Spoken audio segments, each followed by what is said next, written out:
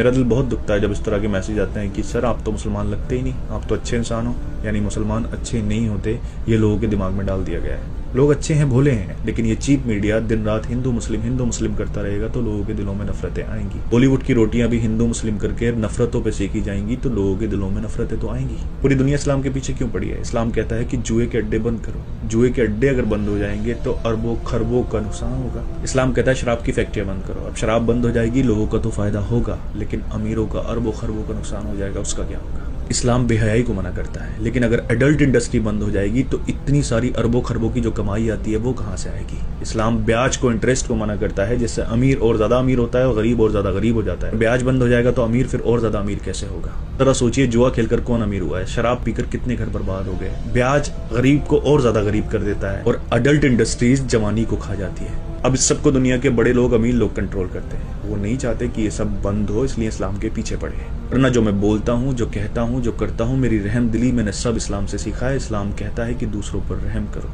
अगर तुम्हारा पड़ोसी तुमसे नाराज है तो तुम्हारा रब तुमसे नाराज है। माँ बाप अगर तुम पे जुल्म भी करें तो उनके सामने उफ तक मत करो। ये मर्तबा माँ बाप का दिया है। एक इंसान कभी भी नेक नहीं हो सकता अगर वो दूसरों के लिए वैसा ही नहीं सोचे जैसा अपने लिए सोचता है। इस्लाम कहता है भूखों को खाना खिलाने से रब सबसे ज्यादा राजी होता है। भूखों को खाना खिलाओ और उनसे उनका जात और धर्म मत पूछो। इस्लाम ने औरत की इतनी इज्जत बताई है कि अगर सामने आए तो अपनी पलकों को झुका लो। इस्लाम कहता है ज्यादा फालतू पानी ना बहाओ। अब जो पानी बहाने को मना करता है वो किसी बेगुनाह के खून की इजाजत कैसे दे सकता है?